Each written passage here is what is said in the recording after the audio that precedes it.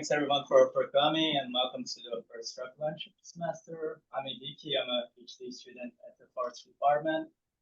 And today we're having Dr. Becky Williams, sorry. She's an assistant professor of interdisciplinary studies at Grand Valley State University in Allendale, Michigan. She teaches in the environmental studies, global studies, women, gender, and sexuality studies, and integrative studies programs. Her research focuses on the impacts of climate change on rural and indigenous livelihoods in Central America and how it impacts livelihood pathways, particularly in terms of irregular migrations to the United States or participation in violent livelihoods such as gangs and narco-trafficking. She also conducts research on gender and development projects through the lens of contemporary critical feminist critiques of development, including intersectionality, masculinities, and decoloniality. Dr. Williams earned her PhD in interdisciplinary ecology, concentrating in tropical conservation and development from the University of Florida, and a graduate certificate in gender and development. She holds a master's in instructional system science from Florida State University and a bachelor's in music education from Stetson University. So, Becky, the floor is yours, and thank you. Awesome. Thank you so much. And everybody can hear me okay? Yeah. Yes. All right. Awesome. Awesome. I think we have a very slight delay, but hopefully that won't be too big of a problem. So thank you for the introduction. I know it's really hard to fill the first Tropilunch spots. So I thought I'll jump in and share a little bit of what I've been working on since I left the University of Florida. I am starting my 4th year at Grand Valley State, a university here in Allendale, Michigan, primarily teaching undergraduates, but I love my job, and some weird things have happened, as you may imagine, in the past 8 months or so. So this is going to be a bit of a story more than it is going to be like specific research, but I hope that to spark some conversation among all of you. So I'm going to talk today about a concept called critical hope, and let's just dig in. So first, just want to acknowledge that my university sits on the ancestral territory of the people of the Three Fires. I also grew up in Florida on the land of the Miccosukee and Seminole peoples. I think that land acknowledgements are nice, but not nearly enough, but it's a start, so I just wanted to shout that out. Okay, so this is, like I said, a little bit of a story. So I was assigned last year to teach a class called Wicked Problems of Sustainability.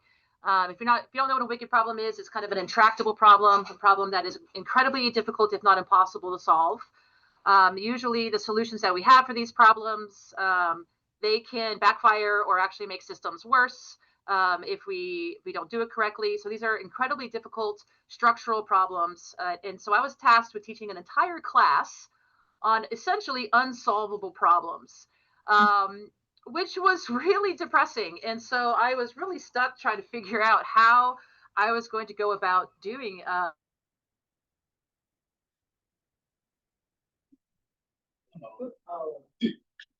hold on. I touched something on my computer. Here we go.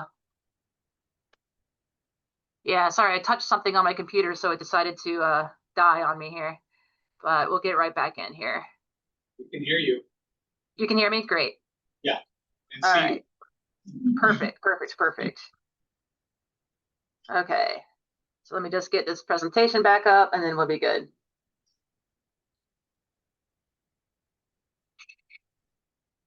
So. Can you see my screen?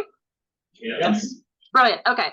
So like I was saying, I was tasked with teaching this class and trying to figure out how I wasn't going to completely depress my students in the process.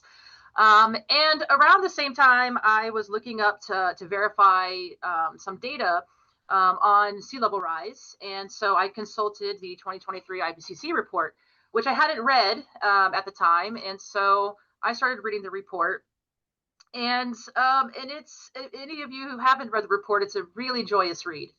I mean, like, I was so depressed after reading this report that I honestly fell into a really bad depression, to the point where it was hard for me to get out of bed, and I wasn't sure how I was going to, get in front of my students every single week and try to talk to them about how we can actually change things and how we can halt the impacts or reduce the impacts of climate change. And so this report is very dire for those of you who haven't read it. And so then I found myself in a position where not only was I having to teach a class on wicked problems, of which climate change is considered a super wicked problem, like the most wicked of the wicked problems, while being in my own complete and total state of depression. And my students also were not doing so well. So this is an activity, just a drawing activity we did at the beginning of the semester. It's basically just ask them, how you doing in terms of thinking about climate change?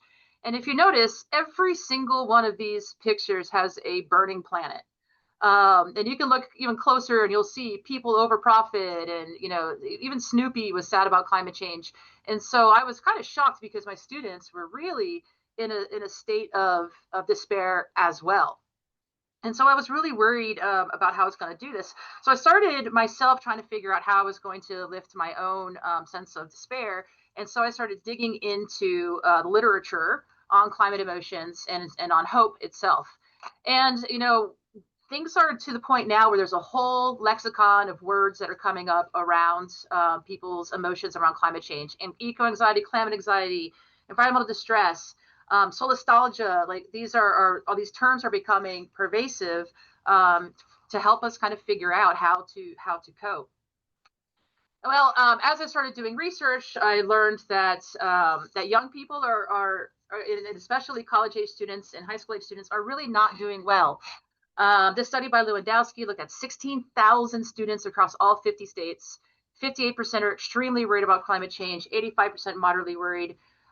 43, almost half of all young people say that climate change is impacting their mental health, and 38% their daily life. Another study looking at 10,000 students in 10 different countries, including the global north and the global south, same age range, and really similar numbers. 59% extremely worried, 84% moderately worried, 45% say it affects their daily life. I scoured the literature on this topic to see how young people specifically were doing in terms of climate emotions. And this is very, very consistent that basically young people are not doing okay when it comes to climate change emotionally. The problem, though, is that we don't engage with this in the classroom.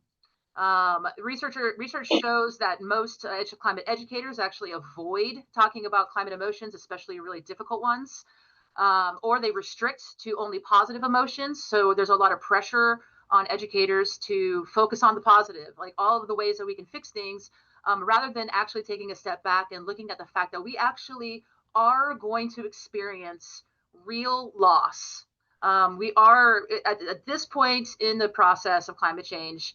We are going to see loss of biomes, loss of ecosystems. We are going to see loss of life. We are going to see loss of cultures and loss of species. And by avoiding those emotions and avoiding the processing of that, we make it incredibly difficult to engage with this topic. We also see instructors are having trouble themselves in terms of engaging with climate anxiety, and so it tends to avoid it in the classroom. As this author points out, the students generally are unable to engage with the uncomfortable emotions associated with current environmental realities, or to harness the potential of negative emotions for generating the required radical change. So this is kind of focusing on young people and students, and the research also shows that students in environmentally focused fields are doing even worse than your average student that these 16,000 and 10,000 person studies looked at. Much higher levels of emotional distress, depression, anxiety, all largely based in the how their studies are impacting them. This isn't just for young people, though. There's a study by Tollefson that literally looked at the IPCC researchers themselves. Got 40% of the IPCC researchers to respond. 60% of those researchers are experiencing climate anxiety and grief. And then I was really, really shocked that 88% of the IPCC researchers expect catastrophic impacts of climate change, and 60% actually think we are not going to meet the climate goals and that we will have a 3 degrees Celsius of warming by 2100. So even the IPCC researchers are experiencing a lot of distress over this topic. I love this quote because I think it's so poignant. Climate researchers now also bear the burden of foresight of seeing what losses and challenges lie ahead and the curse of knowing that these could have been avoided. And this is where I was when I started teaching my class. It was just, it was a burden. I felt completely at a loss for what to do and how to approach this topic. So it's really common for climate educators and researchers both to use coping skills like protective distancing, which is essentially emotionally distancing yourself from your own work. There is a large amount of eco-paralysis, or people who may be able to do the research, but they are frozen in terms of what to do about it. Outright avoidance, compartmentalizing. So you do your work at work and you leave your work at home. I mean, you leave your work at work, and at home, it's just something you don't talk about. You kind of avoid. There's also a big loss of engagements and flat out inaction that happens because of the toll that these emotions are taking. Again, both on educators and researchers. So when I was digging and digging and digging to try to figure out what to do myself, I came across this work by Kari Green on critical hope.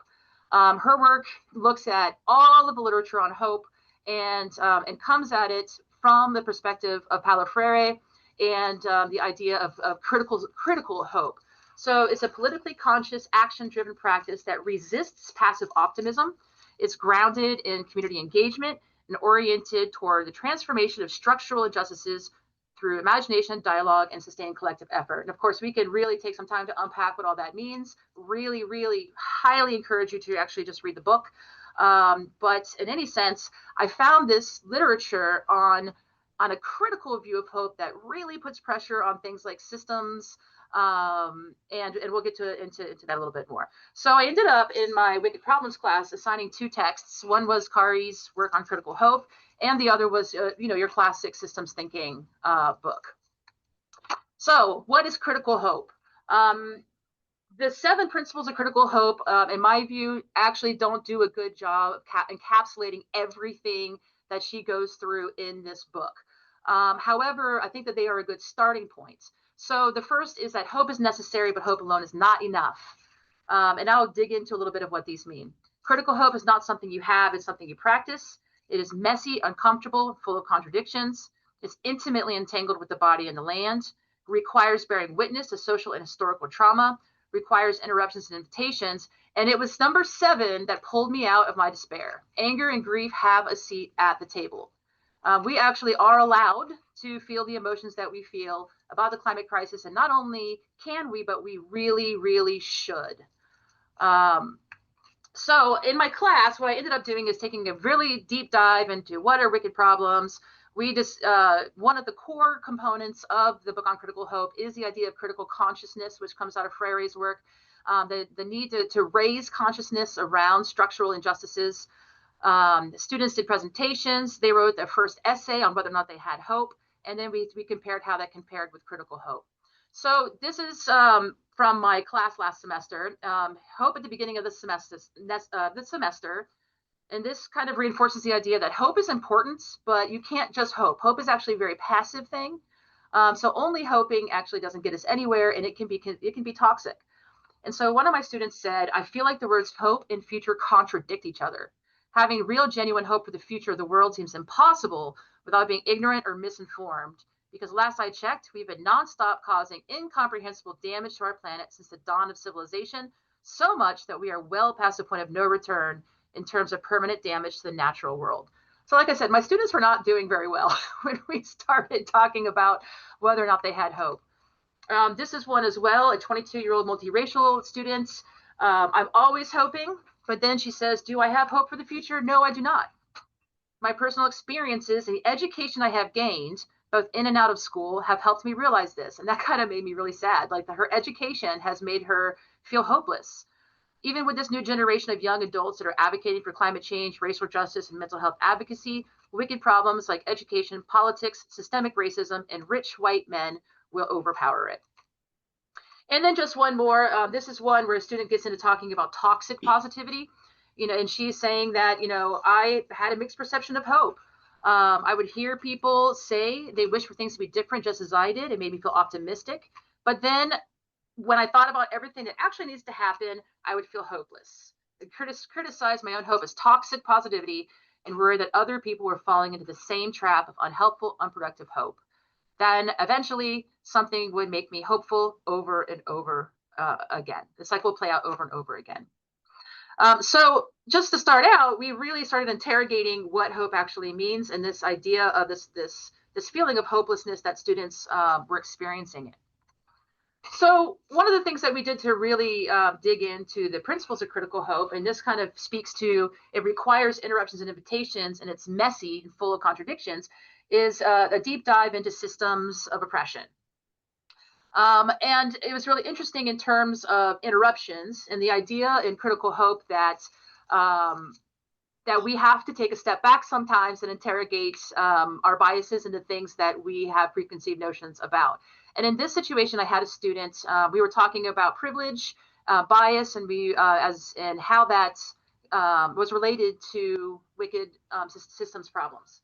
And this particular student really struggled with this concept. She was a young white girl from a rural community, and she said to me, "I do not understand. How is it that I could have the exact same resources, the exact same access, the exact same everything as of a person of color, but I have privilege and they don't?"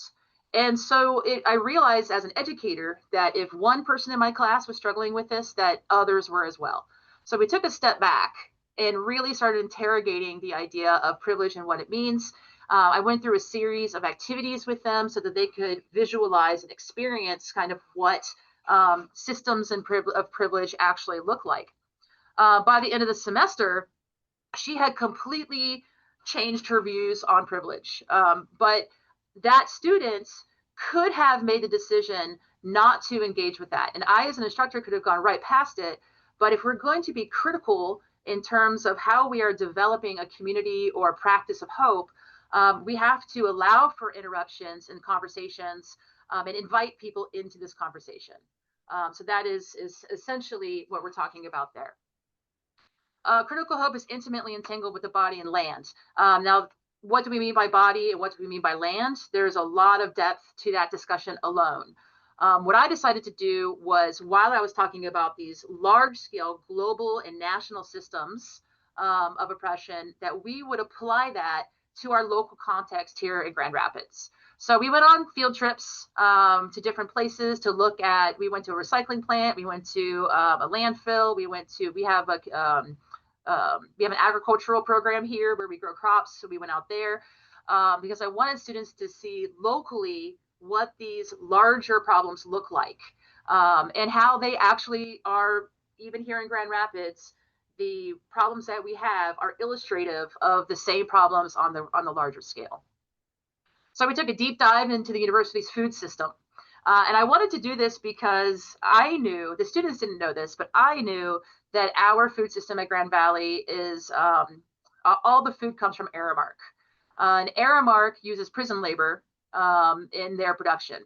And so I knew that this was the case. That many students have been trying to fight to change it. And I knew that once my students found that out, they would be really mad. And I wanted them to be, because I wanted them to think about these injustices on a localized scale. We also pay international students far less than we pay other students. International students are required to work on campus. They can't work anywhere else. So they get away with paying them $9 an hour and giving them less access. They found out that our food bank on campus gets $500 a year of funding. Our upper administration says we don't have a food security problem on our campus. Our campus draws 70% of our students are first generation college students. We know that there's a food security problem on our campus, but our upper administration refuses to believe it because they don't want to have to deal with it. So I really wanted students to dig into this as part of understanding the localized systems and how it replicates wider systems. Critical hope is messy, uncomfortable, and full of contradictions. And so this is some of the work that the students did when they found that, we actually don't have adequate nutrition. It's too expensive to eat on campus. You can't share your meal plan. All of these things are coalescing to actually create a food justice issue on our campus. Then I taught students some facilitation skills. Shout out to John Dane. And then they went and facilitated workshops with with students and with our administration. They brought all of the data that they found on our food system, and they put it right in front of everybody. And then we had really deep conversations about what was going on and what we could do about it. And because of this, one of the principles of critical hope is that it is messy, uncomfortable, and full of contradictions. It's not always simple, just like wicked problems aren't simple. In terms of the solutions, in terms of how we go about it, in terms of how we actually dismantle systems of oppression, and so on. So critical hope also requires bearing witness to social and historical trauma. I think this is one of the most important aspects of critical hope, is that to develop a sense of hope, we have to understand the struggles of other people and how people have worked through those struggles in order to achieve greater gains. And so, for example, understanding the struggle of people who suffered through slavery in the United States points the direction in many senses for how to handle oppression that we have today. And so this idea of actually digging into social and historical trauma and centering that as part of the larger picture. And this would be true of climate change too, which, as we know, is an issue really created through the global north that's being put on the global south to quote unquote fix, right? As an example. Anger and grief have a seat at the table. So this is kind of where, for me, things really kind of came together. Because we are in a field that is often based in objectivism or objectivist thought, we have a tendency not to engage with climate emotions because they're seen as biasing our research and our teaching. This is a big issue in our field. And you can see, if you actually go through the 6 IPCC reports, you can see that narrative kind of build over time. That if you are a climate researcher or a climate educator and you are involved in activism, or you bring that into the classroom, if you talk about these issues from these perspectives, it can be seen as biasing your actual research itself. And so this is an absolute issue that we are not dealing with climate emotions because we're not allowed to, in a sense, in our field.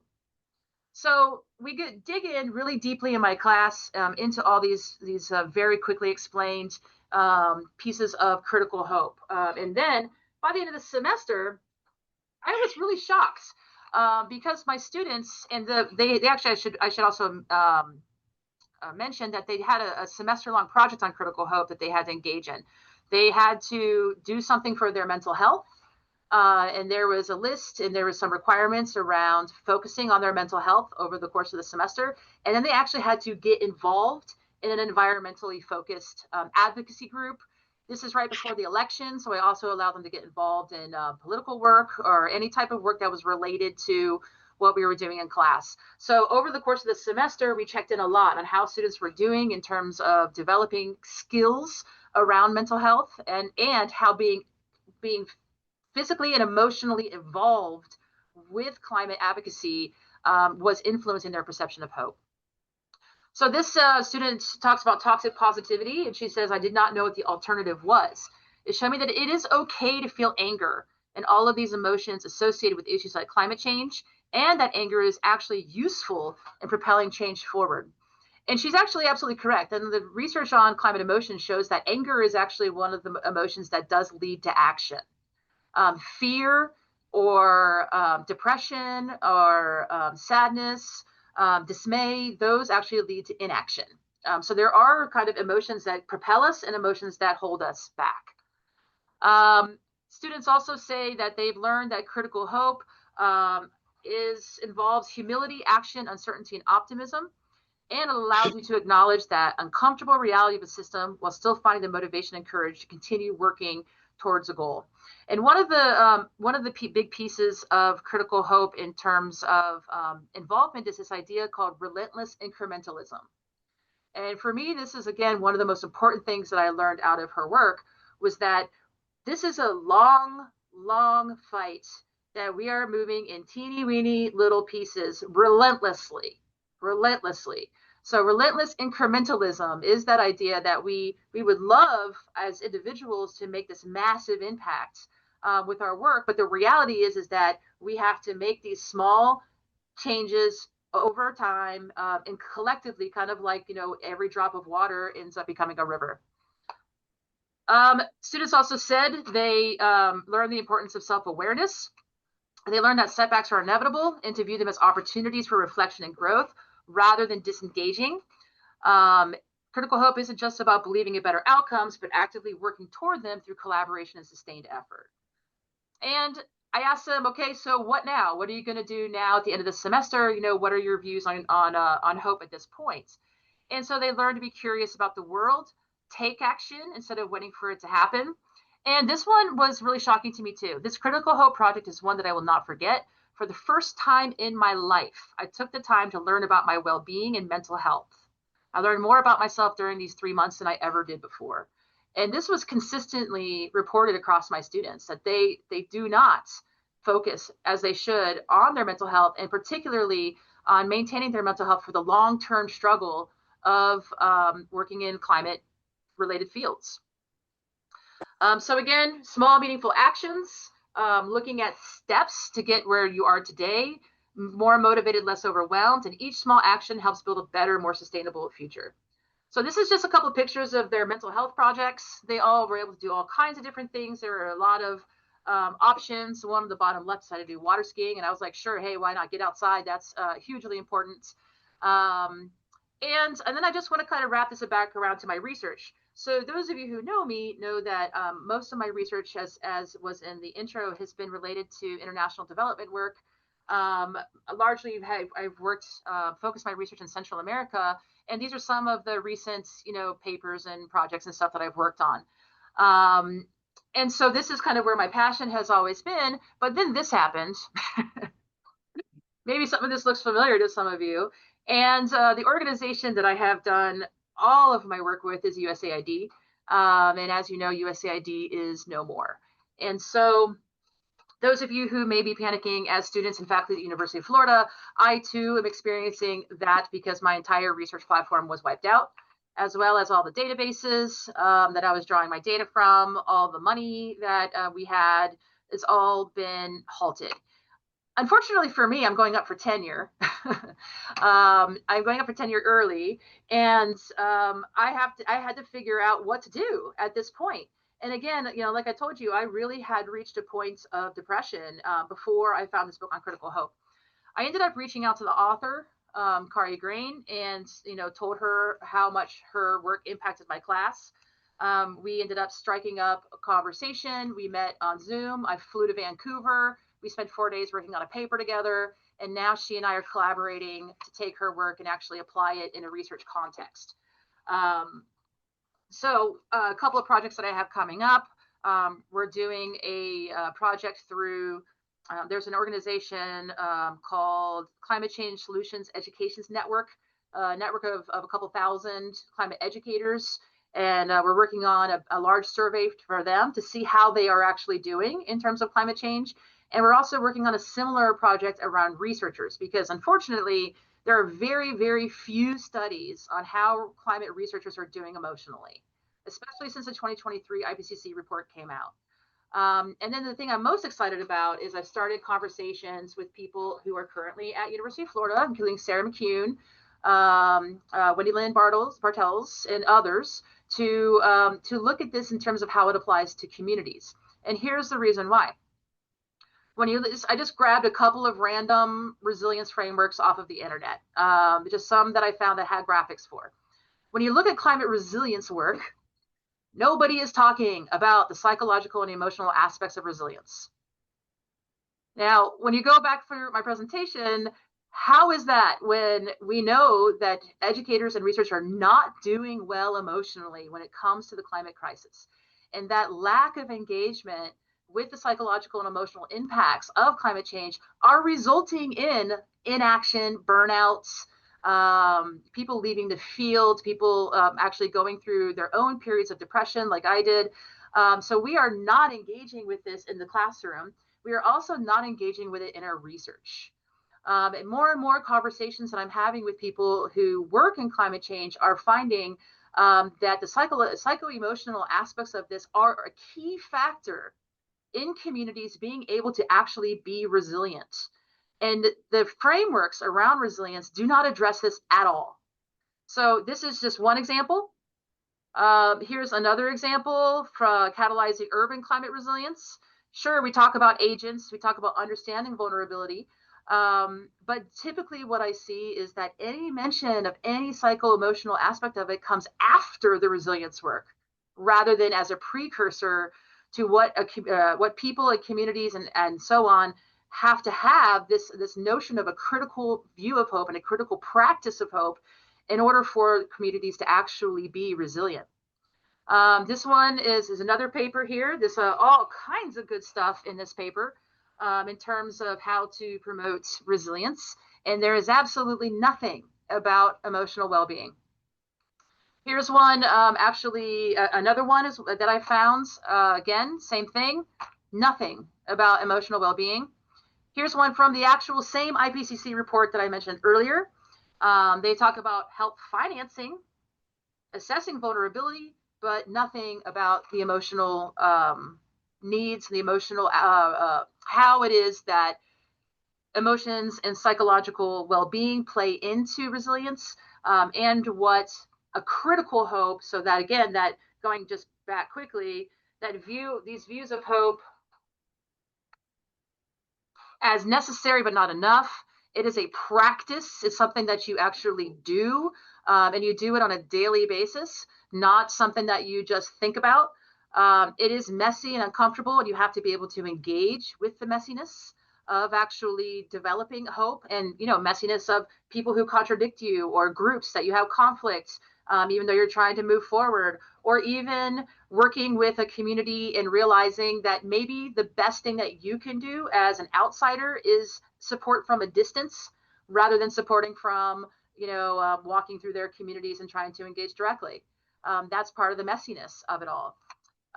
It is intimately entangled with the body and the land. And in terms of the body, we talk about the physical body and the emotional part of the body, as well as our attachment to the land. And as somebody who is transplanted to Michigan, I feel very tied to the land here because I've already fallen in love with how beautiful it is up here. But also, this is where I'm situated. And so the effects of climate change are going to affect me here where I am situated. Not even though my passion has always been to work globally, the reality is that it's also directly tied with my life today. It requires bearing witness to trauma, and it requires interruptions and invitations, including many, many voices at the table. And it is okay for us to be not okay. And again, that is something that we just are not, in my view, engaging with at all in our field. So I will stop there and put quickly up my email address in case anybody wants it.